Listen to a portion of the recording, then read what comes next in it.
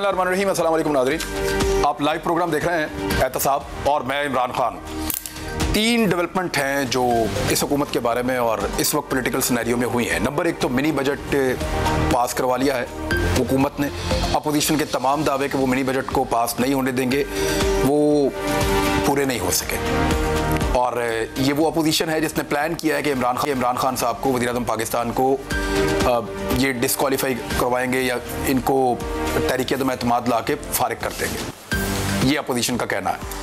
लेकिन वो अपोजिशन कैसे वज़ीर-ए-आज़म पाकिस्तान को फारिग करवाएगी जो उनके मिनी बजट को नहीं रोक पाई? एक तो ये सवाल पैदा होता है। दूसरा, कौमी सलामती पॉलिसी भी आ गई है। पहली कौमी सलामती पॉलिसी है पाकिस्तान की, जिसको वज़ीर-ए-आज़म पाकिस्तान इमरान खान साहब ने आज इसका बाकायदा आगाज़ कर दिया है और इसको पब्लिक कर दिया है। इसका एक हिस्सा पब्लिक किया गया है और एक हिस्सा क्लासीफाइड रहेगा। जो मखसूस हसास मामलात हैं उनका हिस्सा क्लासीफाइड रहेगा, लेकिन ये एक मरबूत और काफ़ी ज़्यादा डिबेट के बाद बनने वाली कौमी सलामती पॉलिसी है जिस पर लगभग कोई 6-7 साल तक काम हुआ है। तीसरी खबर आ रही थी कि पाकिस्तान तहरीक इंसाफ में इख्तलाफात बढ़ रहे हैं और -1 का कोई फार्मूला चल रहा है। यहाँ पूरे टॉक शोज हुए इसके ऊपर और बहुत खुलकर इसके ऊपर बहुत सारे लोगों ने राय जनी की है कि इमरान खान साहब की हुकूमत जाने वाली है और पाकिस्तान तहरीक इंसाफ में कुछ ऐसे लोग हैं जो पर तोल रहे हैं उनकी जगह पे वज़ीर-ए-आज़म पाकिस्तान बनने के लिए। और परवेज़ खटक साहब के कुछ स्टेटमेंट्स को बहुत ज़्यादा जंगल में आग की तरह फैलाया गया। परवेज़ खटक साहब ने बाद में आके उसके ऊपर ये कहा कि ऐसा कुछ नहीं हुआ, लेकिन क्या वाकई ऐसा कुछ नहीं हुआ? और परवेज़ खटक साहब ने सिर्फ आकर फायर फाइटिंग की है। एग्जैक्टली पाकिस्तान तहरीक इंसाफ के अंदर क्या हुआ था, इन चीज़ों पे भी हम बात करेंगे। मेरे साथ जो मेहमान मौजूद हैं, तारुफ करवाते हैं। जावेद अब्बासी साहब PMLN कर रहे हैं। हलीम आदिल शेख साहब पाकिस्तान तहरीक इंसाफ से ज्वाइन कर रहे हैं। शर्मिला फारूकी साहबा पाकिस्तान पीपल्स पार्टी से हमारे साथ मौजूद होंगी। सबसे पहले जावेद अब्बासी साहब, मिनी बजट मंजूर करवा लिया जी और हुकूमत कामयाब हो गई। अपोजिशन जिसका ये दावा है कि हुकूमत के नंबर ख़त्म हो चुके हैं, अपोजिशन का ये दावा है कि हुकूमत के ऊपर से हाथ उठ चुका है और मुक्तदर हल्के या ताकतवर हल्के जो हैं वो न्यूट्रल हो चुके हैं। इसके बावजूद अगर हुकूमत ने मिनी बजट मंजूर करवा लिया है तो ये तो फिर सारे इमरान खान के साथ इंटैक्ट हैं उनके लोग। और ये जो आपका एक बयानिया था कि कोई और कहीं और से फ़ोन करता है और ज़बरदस्ती हुकूमत के बजट पास करवाता है या हुकूमत को सपोर्ट देता है पार्लियामान में, तो वो मौक़िफ़ तो दुरुस्त साबित नहीं हुआ, क्योंकि अभी आप लोग ही कह रहे हैं कि न्यूट्रल हो गए मामला। बिस्मिल्लाहिर्रहमानिर्रहीम, बहुत शुक्रिया इमरान साहब। इमरान साहब, हमारी ख्वाहिश भी थी, हमारी कोशिश भी थी, हमने पूरी कोशिश भी की है, सारी अपोजिशन भी कल इकट्ठी हुई है और वो इकट्ठी इसलिए हुई है कि वो समझते थे कि जो कल का मिनी बजट है, अगर ये पास जिस तरह उन्होंने ताकत की बुनियाद पर करवा लिया है, इससे पाकिस्तान की आवाम पर बड़ा बोझ पड़ेगा। इससे लोगों की जिंदगी में मुश्किलात पैदा होंगी, इससे महंगाई में बहुत ज़्यादा इजाफा होगा। पहले जो इन्होंने बहुत ज़्यादा महंगाई कर ली है, इसमें बहुत ज़्यादा महंगाई होगी। पहले लोग बड़े पिछे हुए हैं, पहले उनके पास इतने वसाइल नहीं है, पहले ही वो बड़ी मुश्किलात से ज़िंदगी बसर कर रहे हैं और ये बम की तरह उनके ऊपर एक और बोझ की तरह उनके ऊपर डालने की कोशिश की है, जो बहुत ही नाइंसाफ़ी थी। तो इसलिए अपोजिशन की सारी जमातें इकट्ठी हुई हैं और एक बिल जो IMF के हवाले, सारी वर्ल्ड इसका था, स्टेट बैंक के हवाले से था कि आप IMF के कहने पे हर चीज़ को मत गिरवी रखें और मत ऐसी आज़ादी दें जो कल पाकिस्तान की सालमियत के खिलाफ हो।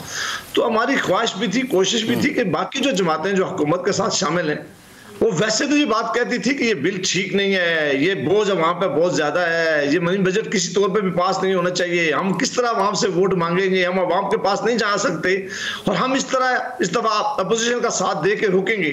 लेकिन बहरहाल आखिरी वक्त उनकी मजबूरियाँ हो सकती हैं, अभी उनके लिए मुश्किलात हो सकती हैं। शायद नहीं सर, आप लोगों का क्लेम है कि मजबूरियां खत्म हो गई हैं, आप लोगों का क्लेम है कि हाथ उठ चुका है, ये भी आप लोगों का क्लेम है कि एस्टेब्लिशमेंट ने अपने आप को न्यूट्रल कर लिया है। तो सर अब क्या मजबूरियां, अब क्या है? यानी इमरान साहब, इसका मतलब है वो तो इमरान खान के साथ बाय चॉइस खड़े हैं जी। आज इंटीरियर मिनिस्टर ने कहा है जो बात हम कहा करते थे और अक्सर वो कहते थे कि ऐसा नहीं है, आज उन्होंने कहा कि इमरान खान के ऊपर जो सर पे हाथ रखा हुआ है वो सर अभी भी उसकी सर पर ही रहेगा। आज आपने इंटीरियर मिनिस्टर की शायद प्रेस कॉन्फ्रेंस देखी है।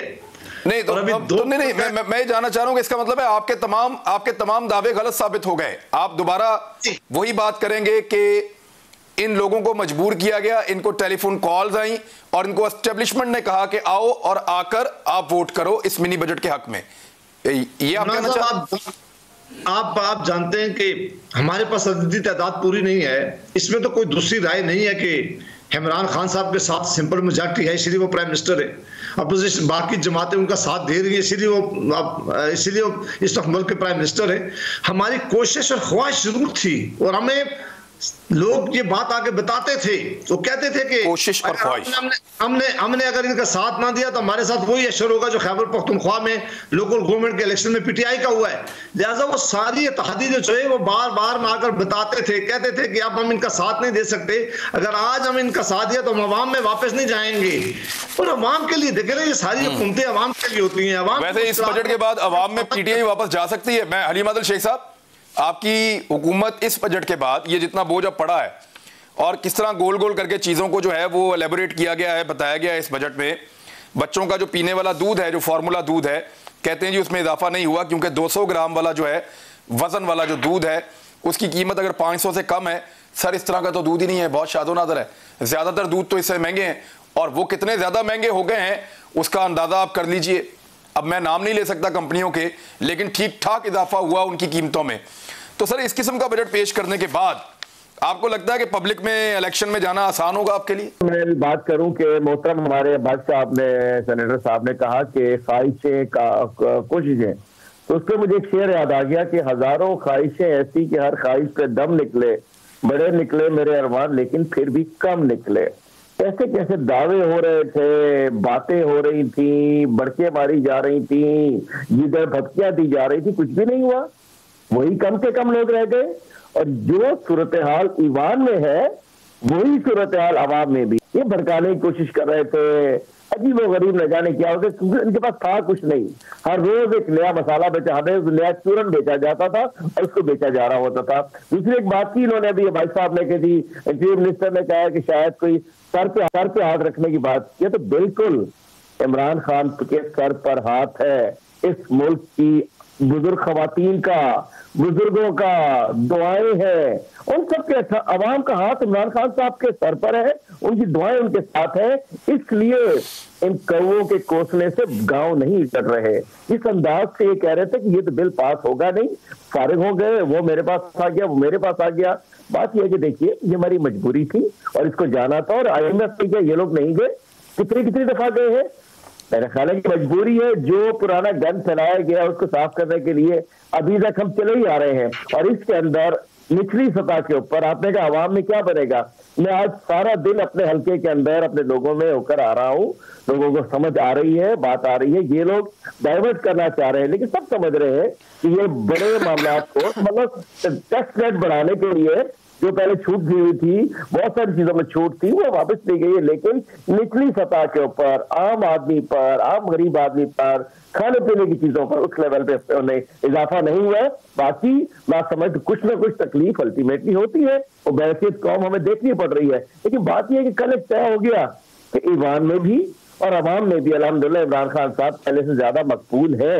इमरान खान साहब एक मकबूल लीडर के तौर पर मैदान में है। इनकी तमाम काविशें इकट्ठी हो गई, सब इकट्ठे हो गए, बड़ी तकरीरें कर ली, काफी दिन तक ये तो बिल पास ही नहीं हो सकता, करा ही नहीं सकते। कितनी दफा कभी ये मार्च करते हैं, कभी ये धमकियां देते हैं, कभी ये अदम एतमाद की बात करते हैं, कभी कहते हैं कि ये तो बजट पास नहीं होगा, बिल पास नहीं होगा।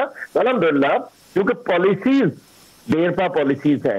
जो विजनरी लीडर होता है ना खास साहब, वो दूर की सोचता है, वो आज की नहीं सोचता है, वो देखता है कि हमारी अगली नस्लों की सोचता है। आज जो फैसले करने पड़ रहे हैं, कहीं कुछ सख्त फैसले भी होते हैं, वो अपनी नस्लों के लिए कर रहे होते हैं और वो अवाम को समझ में आ रहा है। और इसके बाद जब दूसरी तरफ अवाम देखती है, अच्छा आपको लगता है कि पब्लिक पे कोई इंपैक्ट ऐसा नहीं पड़ेगा और पब्लिक इसको नेगेटिव नहीं लेगी पाकिस्तान तहरीक इंसाफ की मकबूलियत के हवाले से, ये आपको लगता है?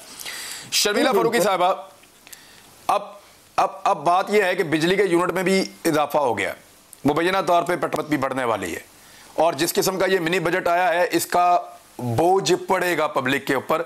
अगर इंडिपेंडेंटली आप इसका एनालिसिस करें तो ठीक है, कुछ बातें वज़ीर ख़ज़ाना की ठीक है, लेकिन बोझ शिफ्ट हो जाएगा पब्लिक के ऊपर और ये अल्टीमेटली होना है। लेकिन हुकूमत का दावा है कि इससे कोई फर्क नहीं पड़ेगा। जी बहुत शुक्रिया इमरान साहब। देखिए, बात यह है कि पीटीआई वाले जिस डटाई के साथ झूठ बोलते हैं और जिस डटाई के साथ वो आवाम को बेवकूफ़ बनाते हैं, इसकी मिसाल आप हैं। अनफॉर्चुनेटली चूँकि ये मिनी बजट पास हो चुका है, इस पर ये शादियाने तो बजा रहे हैं, लेकिन ये इनकी खुद के लिए एक बड़ा शर्म का मकाम है। और इसके बाद जो मज़ीद महंगाई का तूफ़ान आवाम के ऊपर मज़ीद बरपा होगा, ये किसी को वैसे ही मुँह दिखाने के लायक तो है नहीं। अब अगर ये बाहर आवाम में जाएंगे तो इनको जूते पड़ेंगे। बात यह है कि जिस तेज़ी से इस हुकूमत के अंदर बिजली की नरखों में इजाफा हुआ है, गैस की नरखों में इजाफा हुआ है, खाने पीने की अशिया के अंदर इजाफा हुआ है, पाकिस्तान की तारीख़ में आज तक इतना इजाफा नहीं हुआ है। मुझे नहीं समझ आता किस तरीके से हलीम आदिल साहब ये बात फरमा रहे हैं कि आवाम को समझ आ रही है। आवाम को सिर्फ ये समझ आ गई है, और बहुत पहले समझ आ गई है, कि ये हुकूमत नाअहल है, ये हुकूमत उनको कब्र तक पहुंचा देगी और ये हुकूमत इनको ज़िंदा नहीं रहने देगी। इनको ये समझ आ गई है। और अगले इलेक्शन में आप इनका हाल देखिएगा कि जो आवाम इनका हाल करेगी ना, ये अब इनकी ज़मानतें ज़ब्त होने वाली हैं। मुझे समझ नहीं आता कि किस मुँह के साथ और किस, जिसे कहते हैं ना, एक इंसान के दिल में कोई मलामत होती है, कोई शर्म होती है, कोई हया होती है, कि आप किस तरीके से बैठ के इवन इसको डिफेंड कर सकते हैं। How can you even defend this? अद्वियात की कीमतों में जो लाइफ सेविंग ड्रग्स हैं, उसकी कीमतों में पिछले 3 साल के अंदर 11 दफ़ा इजाफा किया गया। 500% इंक्रीज़। इस मुल्क में हर इंसान गरीब हो गया है, हर शख्स गरीब हो गया है, हर किसी की परचेजिंग पावर ख़त्म हो गई, माँ सिवाय इस मुल्क के वज़ीर आज़म की, जिनके टैक्स के गोशवारों में 5800% इजाफा हुआ है। बाकी सब आप उठा के देख लें, हर किसी, आप मीडिया इंडस्ट्री उठा लें, आप मैन्युफैक्चरिंग इंडस्ट्री उठा लें, आप किसान ज़राअत उठा लें, हर चीज़ में नुकसान है। आज आपको जो यूरिया है वो दस्तयाब नहीं है, आपको फर्टिलाइज़र दस्तयाब नहीं है, ब्लैक में मिल रहा है, आपने मज़ीद बीजों के ऊपर जो है वो टैक्स लगा दिया है, आपने दूध के ऊपर टैक्स लगा दिया, आपने दही के ऊपर टैक्स लगा दिया है। आई डोंट अंडरस्टैंड किस तरीके से ये मुल्क फंक्शन करेगा। ये वो मुल्क था जो 60% जिसकी GDP की कंट्रीब्यूशन एग्रीकल्चर ज़राअत से आती थी। हम एक्सपोर्ट करते थे गंदम, चीनी हम एक्सपोर्ट करते थे, पाम ऑयल हम एक्सपोर्ट करते, वी आर इम्पोर्टिंग। सिर्फ पिछले 11 महीने के अंदर आपका 11 ट्रिलियन का आपका इंपोर्ट बिल है, सिर्फ खाने पीने का। पाकिस्तान की 17 तारीख का रिकॉर्ड टूट गया इन्फ्लेशन के हवाले से, लेकिन ये फिर भी कहते हैं कि जी हर चीज़ सही है। और ये मैं नहीं कह रही हूँ इमरान साहब, मैं फिगर्स अपने घर से नहीं लेकर आ रही हूँ, ये इनकी स्टेट बैंक की रिपोर्ट कह रही है, ये इनकी पाकिस्तान ब्यूरो ऑफ स्टैटिस्टिक्स की रिपोर्ट कह रही है, ये इनका इकोनॉमिक सर्वे कह रहा है, ये हुकूमत के खुद जारी करदा शाया करदा जो हैं शुमारात हैं। अब अफसोस की बात ये है कि देखिए, इनको ख़तरा होना चाहिए अपने लोगों से। इनके 14 मेंबरान वोटिंग के टाइम पर मौजूद नहीं थे। 14 मेंबरान, ये जो बात कहते हैं ना कि हमें ऑपोजिशन के भी बंदे गायब थे। नहीं, हमें ऑपोजिशन के तो काम ही नहीं करना, हमें तो इनके मेंबरान के ऊपर काम करना पड़ेगा। और जो 14 बंदे गायब थे, शायद उनकी को गैरत जाग उठी, इन्होंने कहा तारीख इनको कभी माफ़ नहीं करेगी, तो ना आओ ही नहीं वोट डालने के लिए। ये बहुत तकलीफदेह बात है। देखिए, मुझे खुशी नहीं हो रही है कि ये जो अपोजिशन के गायब हुए उनकी क्या चीज जागी थी, वो भी ऐसे ही कुछ हुआ उनका। आई एम श्योर जी, किसी ना किसी की तो गैरत जागी है ना, जो नहीं आए, क्योंकि मिनी बजट तो जितने प्रेजेंट मेंबर्स होते हैं और जो वोट कर रहे होते हैं, इसी में होता है। लेकिन आप देखिए कि फिर भी शमीला सवाल एक और सवाल देखिए आपका, ये सिर्फ ख्वाहिश और कोशिश नहीं थी। शमीला फरूकी साहब अपोजिशन ने खाली कोशिश नहीं की, उनकी ख्वाहिश नहीं थी कि सिर्फ इसको मिनी बजट को रोके, इसके साथ उनका एक दावा भी जुड़ा हुआ था, खास तौर पे पीपल्स पार्टी का ये मानना है कि वो इमरान खान साहब के खिलाफ तहरीक अदम एतमाद लाएंगे और वो कामयाब भी हो जाएगी। मिनी बजट आप लोग मिलकर नहीं रोक सके, मुलाकातें आप लोगों ने आपस में की, प्लान किया, सारे इकट्ठे हुए, नहीं रोक पाए, तो अदम एतमाद कैसे कामयाब कर देंगे आप? खान साहब, अदम एतमाद इस तरीके से कामयाब होगा क्योंकि इनके खुद के हुकूमती 14 मेंबरान मौजूद नहीं थे। मिनी बजट तो पास होता है जो उस वक्त प्रेजेंट मेंबर्स होते हैं और उनमें जो वोटिंग होती है, मेजॉरिटी वोट करता है, उससे होता है। It's not a full house. लेकिन आप देखिए 178 में से इनके पास इस वक्त भी 168 मेंबर्स थे, 10 मेंबर इनके गायब थे। सो अगर ऐसे ही होता है तो अदम एतमाद तो इनके खिलाफ जो तहरीक है, जितने हुकूमत के नहीं आए उतने ही अपोजिशन के भी नहीं आए मेंबर बचाने। डू यू नो कि एग्जैक्टली दोनों के बंदे गायब थे, देखिए सेम कैपेसिटी में ऑपोजिशन। देखिए मैंने आपको क्या कहा कि मिनी बजट के अंदर जो प्रेजेंट मेंबरान होते हैं उनके ऊपर मेजॉरिटी होती है और मेजॉरिटी वोट से वो पास हो जाते हैं प्रेजेंट। ये कोई क्या कहते हैं जनरल बजट नहीं था या कोई प्राइम मिनिस्टर का इलेक्शन नहीं था। हाँ, अगर वोट ऑफ नो कॉन्फिडेंस आता है then it has to be a full house. और ये अपने ना सिर्फ अपने नहीं, लेकिन उसमें आपको पता है कि अपोजिशन को अगर आप लेकर आते हैं, देखिए इसके दो तरीकेकार हैं।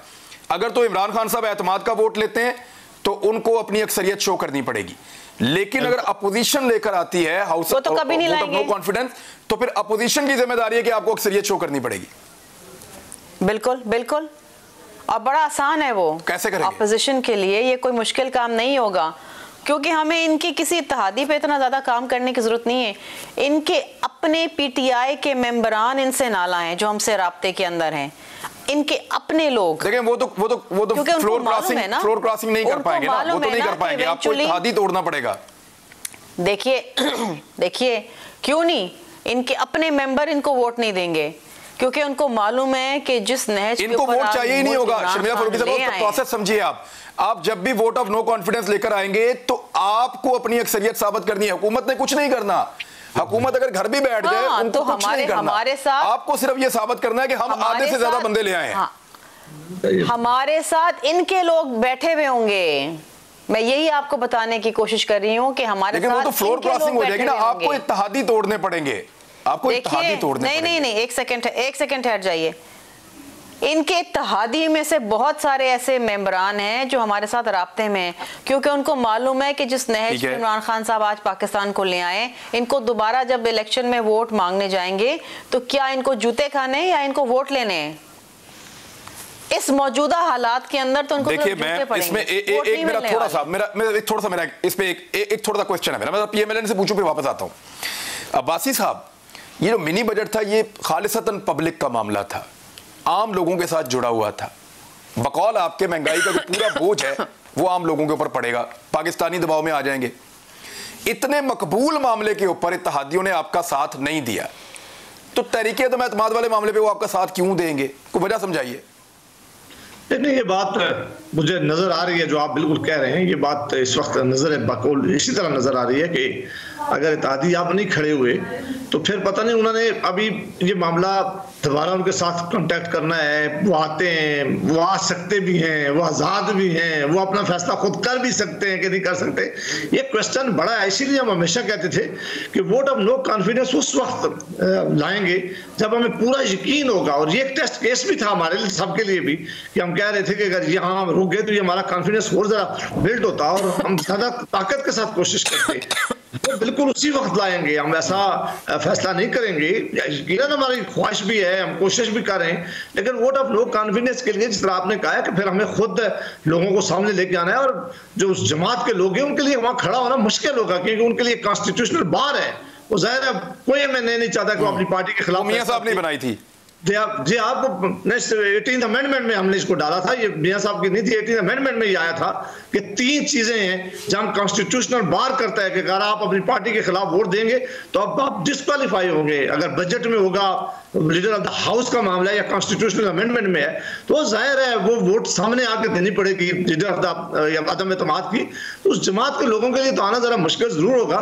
इत्तेहादी जरूर पहले राजी थे, वो कह भी रहे हैं कि जान छुड़ानी चाहिए इस हुकूमत से, वो कह भी रहे हैं कि महंगाई बहुत ज्यादा है, और आई एम श्योर कि उन्होंने आपके साथ भी राब्ते हैं, आप भी बड़े मुतहरिक आदमी हैं, आप इनको सबको जानते भी हैं, आपके कई प्रोग्रामों में भी आके दबे लफ्जों में उन्होंने बात की है कि इस वक्त अवाम में जाना बहुत मुश्किल हो गया।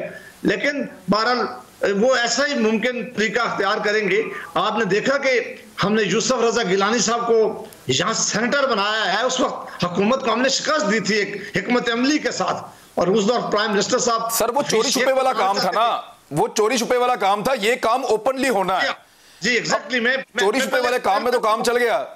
मैं एक्सप्लेन कर चुका हूं आपको कि वो जरा इसमें जरा मुश्किलात जरूर हैं, और हम उसी वक्त अदम एतमाद लेके आएंगे जब इंशाल्लाह हमें पूरी कामयाबी का यकीन होगा।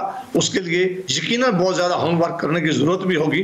और इत्तेहादी अगर इस हुकूमत का साथ देंगे तो अपनी सियासत दफन कर देंगे, वो अवाम में दोबारा जा नहीं सकते, वो मुंतखब नहीं हो सकते। ये जो हुकूमत के ऊपर आज जो सारा अवाम ने जो इनके साथ करना है, वो फिर इत्तेहादी भी उसमें शामिल हो जाएंगे। मुझे यकीन था और हमारी ख्वाहिश भी थी और हमें पूरा भरोसा था कि इत्तेहादी इस वक्त पाकिस्तान की अवाम के लिए भी निकलेंगे, पाकिस्तान की जो अवाम की मुश्किलात हैं उनको समझेंगे, अपनी सियासत भी बचाएंगे। लेकिन उनकी इससे भी बड़ी कोई मजबूरी है, वो पता करना पड़ेगा कि वो मजबूरी कौन सी है, क्या उस मजबूरी से वो बाहर आ भी सकते हैं कि नहीं आ सकते। एक मुझे यहाँ ब्रेक लेनी है, लेकिन तरीकाकार और भी है, और वो तरीकाकार ये है जिस तरह PMLN ने पंजाब में अपनी हुकूमत बचाई 2008 से 2013 तक, मुस्लिम लीग काफ में एक फॉरवर्ड ब्लॉक बना के। क्या पाकिस्तान तहरीक इंसाफ में फॉरवर्ड ब्लॉक? बहुत सारे साफी ऐसी बातें कर रहे हैं कि परवेज खटक साहब और दीगर कुछ और लोग जो हैं वो कुछ ऐसा खेल खेल रहे हैं कि 80 के करीब बंदे उस तरफ जा सकते हैं, इस तरफ आ सकते हैं। अब ये चेमगोइयां हैं और सहाफ़ी ये बात कर रहे हैं, सहाफ़ती हल्के ये बात कर रहे हैं, मैंने खुद कई प्रोग्राम्स में देखी है। तो इस पे हम पूछ लेते हैं PTI से। एक ब्रेक के बाद वापस आते हैं, बात करते हैं।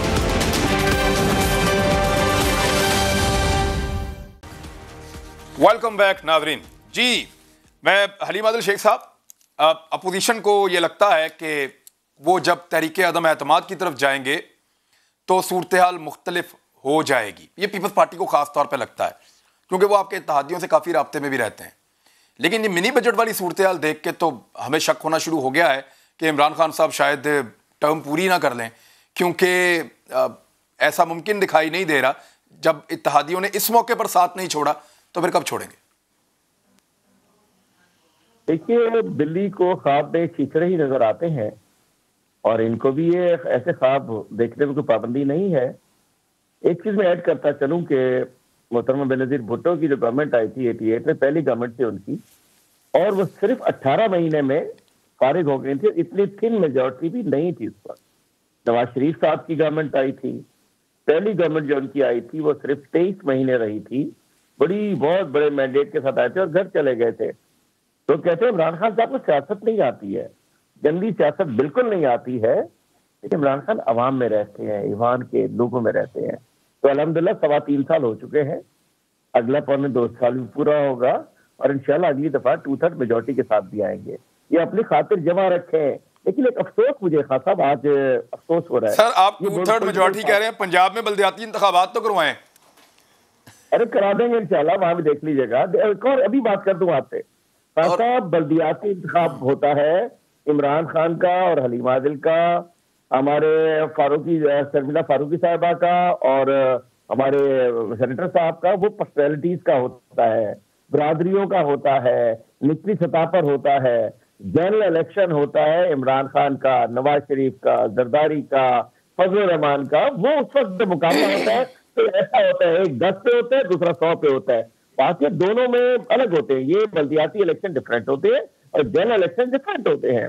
और मैं बताना चाहता हूँ, मैं अफसोस से कहना चाहता हूँ, एक तो मेरी बहन है, बड़ी अच्छी सॉफ्ट स्पोकन थी, आज पता नहीं इनको क्या हो गया, जूते पड़ेंगे, डंडे पड़ेंगे, हया नहीं है, शर्म नहीं है। ये लैंग्वेज शायद इनको 3.25 साल गवर्नमेंट से, मिनिस्ट्री से बाहर रह के शायद इन्होंने कहा कि चलो ऐसी जबान इस्तेमाल करूँ। तो माशाल्लाह बड़ी अच्छी असेंबली में बड़ी अच्छी तकरीर करती थी, इनको पता नहीं मिनिस्ट्री लेने के लिए ये वाली लैंग्वेज इस्तेमाल कर रही है। मुझे अफसोस है, शर्मिला फारूकी से मैं नहीं चाहता कि ये ऐसी जबान इस्तेमाल करे, अच्छी नहीं है। और दूसरा, किस घटाई से कह रहे हैं कि नकब लगाने को तैयार है कि हम चोरी करेंगे, हम रास्ते में हैं, हम खरीदेंगे, क्या सियासत हो रही है? मैंने यूसुफ अदर गिलानी साहब पे ढोल बजाने वालों को शर्म आनी चाहिए थी कि एक आपने नकब जमी करके आप अपनी कामयाबी शो को आप कह रहे हैं कि जी मुझसे भी रास्ते हैं, हमसे भी रास्ते में है, हम वो जो हुआ था जो वोट बिके, इसका मतलब है कि इनका दारो मदार नहीं। अगर यूसुफ रज़ा गिलानी साहब के बेटे की वीडियो ना आती ना तो हमें यकीन था कि लोग अपने ज़मीर उनके जागे हैं, लेकिन जब हमने वीडियो देखी है तो फिर हमें पता चला कि वो ज़मीर जगाए गए हैं। तो मैं समझता हूं कि आज इस घिटाई से, जब पॉलिटिकल पार्टीज के लोग, जब हम सियासी लोग बड़ी शो में बैठ के लोग क्या हम पे थू थू कर रहे होते हैं कि ये किस घिटाई से, यानी चोरी इंसान करता है ना, चोरी छुपे करता है, कोई सिगरेट भी पीता है ना तो बाप से छुप के पीता है, ये लोग तो सरेआम कह रहे हैं। लेकिन इमरान खान वो लीडर है जिसका विजन, जिसकी लीडरशिप, जिसकी हुब्बुल वतनी, जिसकी नीट एंड क्लीन पर्सनैलिटी, अल्हम्दुलिल्लाह पूरा ईवान उसके साथ है। अवाम उसके साथ है, ये कितनी कोशिश कर लें। सर इमरान खान साहब पहले हमें आईएमएफ की खराबियां गिनवाते थे, अब वो हमें कह रहे हैं कि आईएमएफ के बाद जाना पड़ता है, और जब जाना पड़ता है तो फिर आपकी कौमी सलामती जो है वो कंप्रोमाइज होती है। अब ये मैं पूरी बात कर लूं, मैं आपको जवाब देता हूं, मैं पूरी बात कर लूं। इन्होंने जब सेनेट के अंदर वोट लिया था तो दलेर लीडर का काम होता है, उन्होंने एतमाद का वोट लेकर दिखाया था और डंके की चोट पर एतमाद का वोट लिया था। ये कोई कमजोर लीडर का काम नहीं होता है। आज जब ये जो कहते हैं ना इत्तेहादी, ये देख रहे हैं, अरे भाई इत्तेहादी, जिन इत्तेहादियों की बात कर रहे हैं, 6 इत्तेहादी 7 इत्तेहादी तो सिंध में रहते हैं, उन इत्तेहादियों ने देखा होगा कि सिंध में एड्स लगवा दी है एक साथ में, सिंध को कुत्तों ने कटवा दिया है, सिंध में घटस्तान कराची को बना दिया है, सिंध में थर में बच्चों को मरवा दिया है, सिंध के अस्पतालों में वैक्सीन नहीं मिलती है, वैक्सीन बेची जाती है, NICVD चलता नहीं है। हमारे इत्तेहादी सिंध वाले तो यही देखते होंगे और पंजाब वाले देखते होंगे वहां से है पीपल्स पार्टी दोनों पार्टियों ने मिलकर 3 सीटें लिए केपी के अंदर। पंजाब में 250 वोट इनको मिलते हैं कहीं, और जहां चले जाते हैं वहां 30,000 वोट मिलते, दोनों मिलकर पूरे लेते। मैं कहना चाहता हूँ इनके पीछे कोई नहीं लगने लगा, कोई नहीं लगने लगा सर। सारे ज़िमनी इलेक्शन तो वो जीते हैं, सारे एक आधा छोड़ के सारे ज़िमनी इलेक्शन वो जीत रहे हैं, आप किस बात का ताना दे रहे हैं उनको? अब मैं बता देता हूँ, ज़िमनी इलेक्शन एक वो है जो हम जीत के हारे हैं, बाकी वही लोग जीते हैं जिनकी पहले सीटें थी। अगर केपी में हारे हैं तो वो दोनों भाई की लड़ाई हो गई, आपस में डिफरेंसेस हो गए, और मैं समझता हूँ बाकी जो मेजर इलेक्शन हुए, कश्मीर हम जीते हैं, GB हम जीते हैं, ज़िमनी में फैसलवाड़ा वाली सीट आप जीत के हारे हैं जनाब। जी क्या फरमाया? फैसलवाड़ा वाली सीट आप जीत कर हारे हैं। कह रहा हूँ ना, कराची वाली सीट आप जीते हुए थे, फिर हार गए आप। मैं कह रहा हूँ 1-2 सीटों में ये हुआ है अब तक हमारे साथ, वो हमारी गलतियां हैं, हम तस्लीम करते हैं। लेकिन जो सारी सीटों की बात कर रहे हैं, अक्सर लोग अपनी अपनी सीटें जीती हैं, हमने वो गवर्नमेंटल इंजीनियरिंग नहीं की जो अक्सर पॉलिटिकल से सरकारी जो हुकूमतें होती हैं, एक मिथ बनी हुई है कि जी बल्दियाती इलेक्शन गवर्नमेंट जीतती है, बाई इलेक्शन गवर्नमेंट जीतती है, लेकिन इस मिथ को भी PTI ने तोड़ा है। कहीं पॉलिटिकल इंजीनियरिंग नहीं की, केपी में हमारी गवर्नमेंट है। यानी आप हार जाएं तो वो भी एक आप ही का एहसान है कौम के ऊपर। मैं समझता हूँ कि ये एक अजीब मिथ है। हमने दो नंबरी नहीं की, हमने बेईमानी नहीं की, हमने सरकार इस्तेमाल नहीं की, हमने पुलिस इस्तेमाल नहीं की, हमने डंडा इस्तेमाल नहीं किया, और लोगों ने आपको वोट भी नहीं डाले। खासा मैं कट करूं, मैं एक बाई इलेक्शन में सजा पाके 1.5 महीने जेल होकर आ चुका हूँ। एक बाई इलेक्शन में बंद कर दिया गया था पीपल्स पार्टी ने, बंद करके जेल भेज दिया, बुक कर दिया। भाईजान इतना भी मामला सादा नहीं है। जो अभी जमशेद इकबाल चीमा साहब जिससे डिस्क्वालीफाई हो गए सीट पे, वहां पे पंजाब हुकूमत ने किस तरह खजानों के मुंह खोल दिए थे जो वापस बंद कर दिए गए क्योंकि PTI का कैंडिडेट बाहर हो गया था। ये सारी कहानी मुझे पता है, किसी वक्त आप कहेंगे तो वो अलग से सुना दूंगा मैं। शर्मिला फारूकी साहबा कैसे कामयाब बना सकते हैं? और दूसरा, इमरान खान साहब ने पहली कौमी सलामती पॉलिसी को अनाउंस किया है, इस पे अपोजिशन का रद्द-ए-अमल आना चाहिए कि कम से कम एक सिमत का तयन हो रहा है कि पाकिस्तान को अगले 5 साल इस कौमी सलामती पॉलिसी के साथ चलना है। मिलिट्री और जो सिविल गवर्नमेंट है उन्होंने मिलकर इसको तरतीब दिया है। जो चीज़ें सामने आई हैं, क्या रद्द-ए-अमल है अपोजिशन का? देखिए खान साहब, बात यह है कि पाकिस्तान के अंदर सिर्फ हुकूमत और मिलिट्री नहीं है, पाकिस्तान के अंदर एक पार्लियामान भी है, पाकिस्तान के अंदर दीगर सियासी जमातें भी हैं, पाकिस्तान के अंदर एक बड़ी मरबूत और मजबूत अपोजिशन भी है। क्या कबाहत थी कि अगर ये नेशनल सिक्योरिटी पॉलिसी को फाइनली लॉन्च करने से पहले इसके ऊपर एक पब्लिक डिबेट हो जाती, पार्लियामान के अंदर डिस्कशन हो जाती, अपोजिशन के साथ इसका ड्राफ्ट शेयर कर लिया जाता, उनसे इनपुट ले ली जाती, इसके ऊपर इम्प्रोवाइजेशन हो जाती। पाकिस्तान में हम भी तो रहते हैं ना, अपोजिशन के लोग भी तो रहते हैं। इस वक्त तो ऐसा लग रहा है कि ये किसी एक हुकूमत की और किसी एक गवर्नमेंट की ये एक नेशनल सिक्योरिटी पॉलिसी है, और अगर कोई भी इस किस्म की पॉलिसी को आपने इम्प्लीमेंट करना है तो उसके पीछे नेशनल कंसेंसस होना बहुत ज़रूरी है। देखिए, पीपल्स पार्टी भी सियासत करती है, लेकिन Peoples Party believes in consensus. नहीं, पीपल्स पार्टी इसको स्टडी करके अगर कोई देखिए अच्छा या बुरा उसका फैसला स्टडी करने के बाद होगा ना। पीपल्स पार्टी इसको स्टडी करके कुछ इरादा रखती है शेयर करने के लिए कि इसमें ये अच्छा है ये बुरा है। देखिए, इस वक्त तो ये क्लासिफाइड और अनक्लासिफाइड के अंदर है ना। अभी तो सिर्फ 50 सफ़े जो हैं वो जो क्लासिफाइड हैं वही शाया किए गए हैं। वैसे तो 50% बाहर है, 50% अंदर है। हाँ, मतलब ऐसी क्या चीज़ है 50% जो कौम से भी छुपा के रखी गई है, पार्लियामान से भी छुपा के रखी गई है, अपोजिशन के लोगों से भी छुपा के रखी गई है? क्या कबाहत है? नेशनल सिक्योरिटी पॉलिसी है ना, हम सब की है, हम सब इसके स्टेक होल्डर्स हैं। अच्छा, आपके ख्याल में 100% उसको पब्लिक हो जाना चाहिए चाहेगा? नहीं, मैं मुझे जरा सा इस पे थोड़ी सी बात करने दीजिए। It's a very important subject, ये बहुत इंपॉर्टेंट चीज़ है।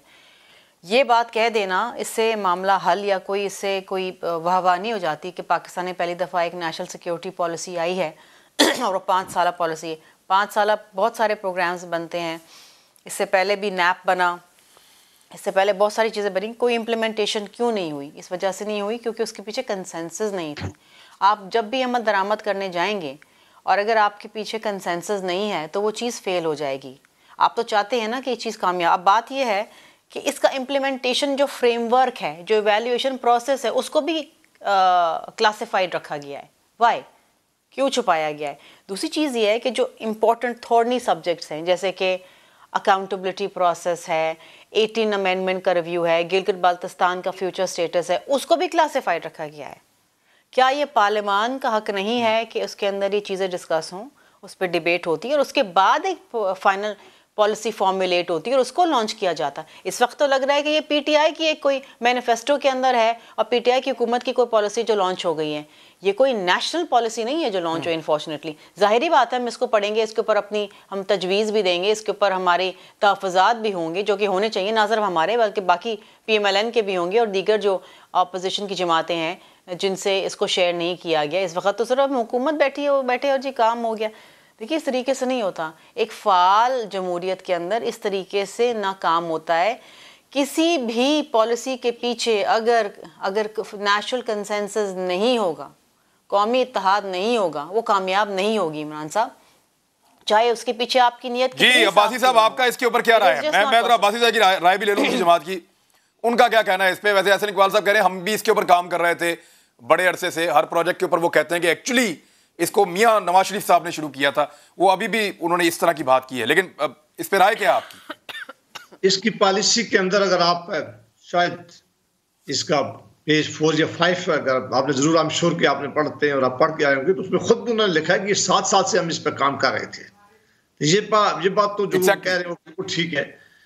और देखें, ये कुछ चीजें ऐसी होती हैं जो हमें मुल्क सबसे ज्यादा अजीज है और मुल्क के लोग अजीज हैं, और अगर कोई बेहतर चीज हो तो सारे उसको सपोर्ट करने के लिए तैयार हैं। आपने देखा कि जब एक पुलवामा का मामला हुआ, प्राइम मिनिस्टर साहब तशरीफ नहीं ला सके सिक्योरिटी की मीटिंग में, उनकी अना बहुत बड़ी थी, सारी अपोजिशन आई है, दोनों मिलिट्री और सिविल लीडरशिप ने आकर कहा है, तो पार्लियामान का इजलास हुआ, सारी पार्लियामान खड़ी हो गई, उसने कहा कि हुकूमत के साथ खड़े हैं, फैसला करें।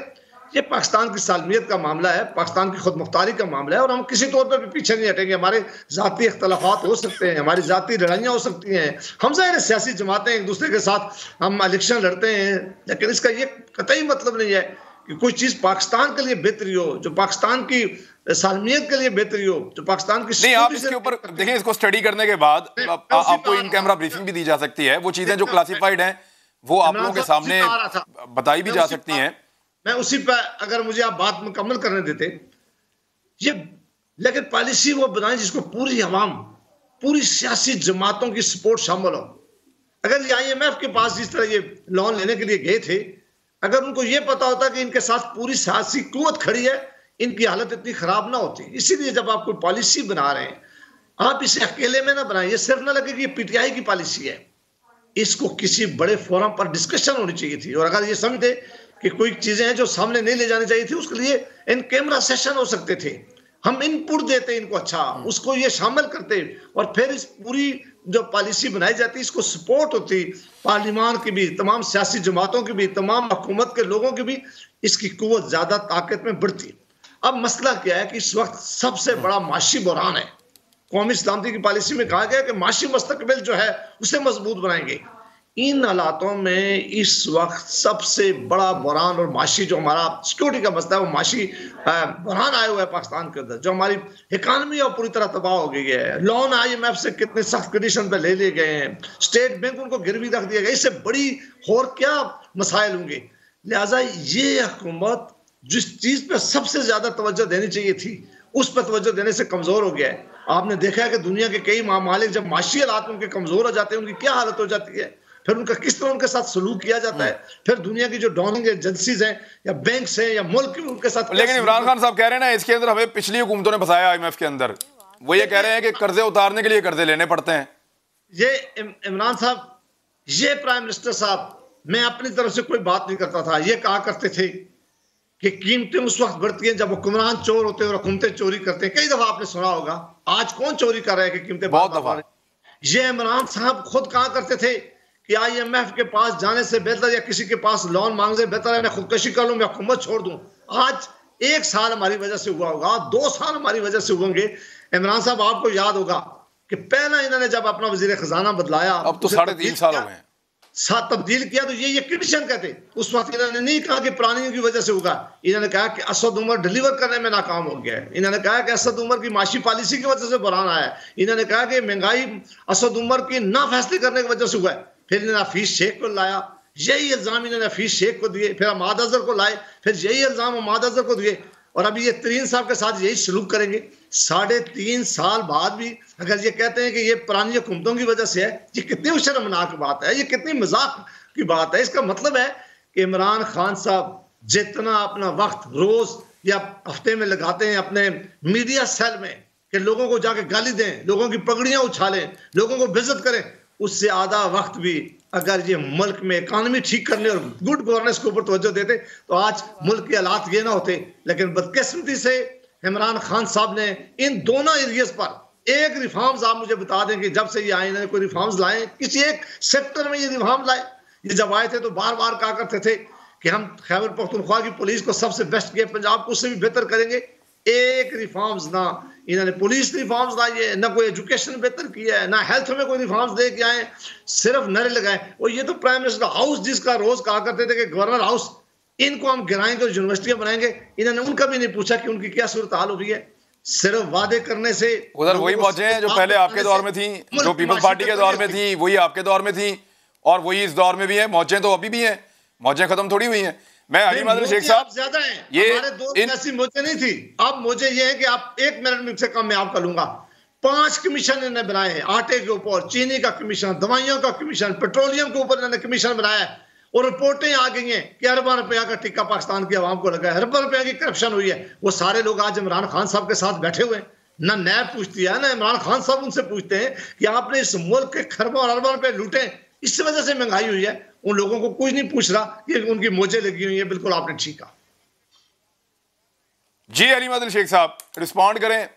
इल्जामात तो ठीक हैं, वो तब्दीली जो दावे करके लाई गई थी, खासतौर पे ये गवर्नर हाउस खाली हो जाएंगे, वजीर आज़म हाउस खाली हो जाएगा, छोटे घरों में शिफ्ट कर दिया जाएगा, मौजें बंद हो जाएंगी, किधर हुई सर? सब वैसे ही है, सब वैसे ही है।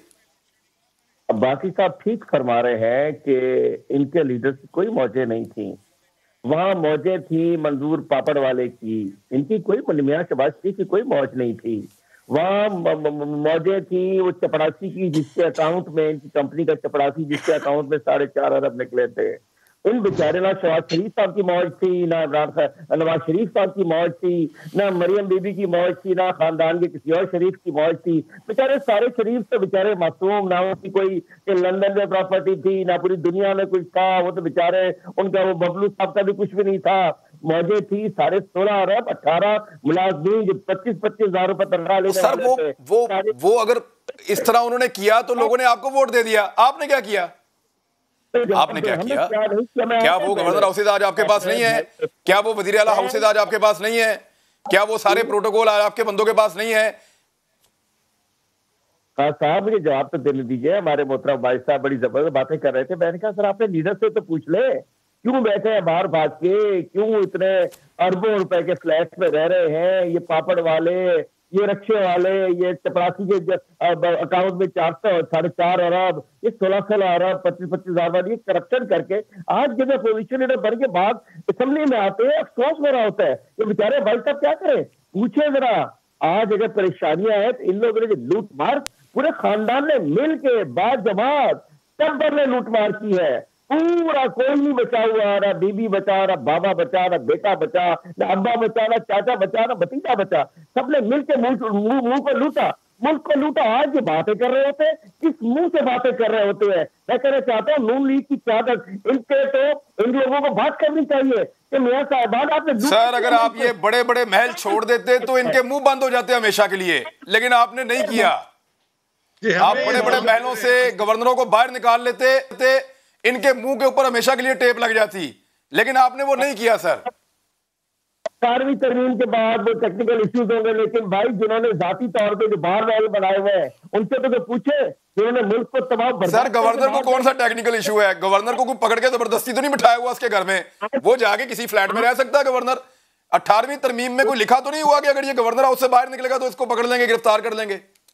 बिल्कुल भाई साहब ये इतना बड़ा इमरान भाई इतना बड़ा इशू नहीं है, इन्होंने जो बात की मुझे जवाब देने दीजिए। बहुत बड़ा इशू है। इमरान खान पाकिस्तान के वजीर आजम बनने से पहले कहते थे बहुत बड़ा इशू है।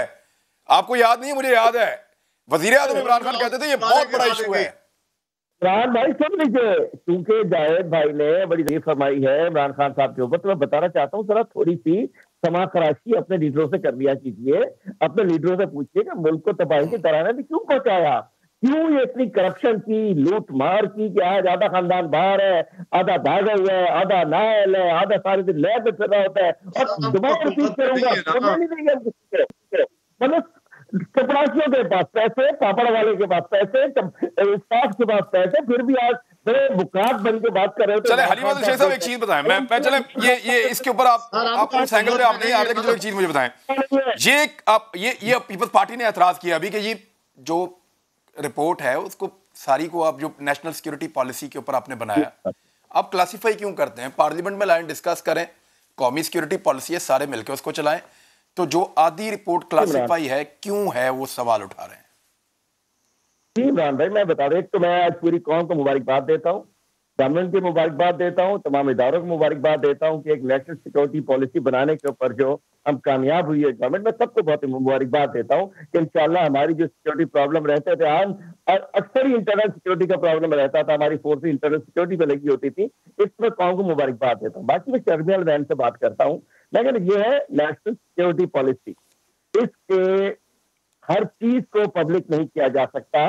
ये सिक्योरिटी पॉलिसी है और ये एक लिमिटेड है, इसके स्टेक होल्डर सिक्योरिटी को करवाने वाले, सिक्योरिटी मैनेज करने वाले, इंश्योर करने वाले चंद इदारे हैं, गवर्नमेंट है, गवर्नमेंट के डिपार्टमेंट है। मैं सवाल करता जाता हूँ इमरान खान साहब आपसे, सबसे बड़ा गर्म इशू चल रहा है आजकल का ब्लैक लॉ, हमारी बहन मेरे साथ असेंबली के अंदर भी मौजूद है। मैं पूछना चाहता हूँ जो बल्दियाती तरामीम का एक्ट योग लेकर आए, उसमें घर के बाथरूम का मसला, सफाई का मसला, गटर का मसला, कचरे का मसला, पानी का मसला, अस्पताल का मसला, किताब का मसला, हर घर के अंदर का मामला, नेशनल सिक्योरिटी में अल्टीमेटली पूरी कौम का इशू है, सिक्योरिटी कंसर्न है, लेकिन उसका डिसीजन से सवाल पूछूंगा। मैं बात कर लूं, मेरे पास वक्त खत्म हो गया इस प्रोग्राम में, सवाल बहुत सारे उठाए जा सकते थे, लेकिन हकीकत यह है कि मिनी बजट से बोझ पड़ेगा आम आदमी के ऊपर, और आम आदमी जो है वो पाकिस्तान तहरीक इंसाफ की तरफ देखेगा क्योंकि उनकी हुकूमत है। दूसरा, पाकिस्तान तहरीक इंसाफ ने बहुत सारी चीज़ें ऐसी जो वादा किए थे जिनमें कुछ खास खर्चा भी नहीं हो रहा था, वो भी नहीं कहीं, जिसकी वजह से तब्दीली के ऊपर लोग एक तरह से शक करते हैं। इन पे हम बात करते रहेंगे आइंदा प्रोग्राम में। अब तक के लिए इतनी अपना ख्याल रखिएगा, मुलाकात होती है, अल्लाह हाफ़िज़।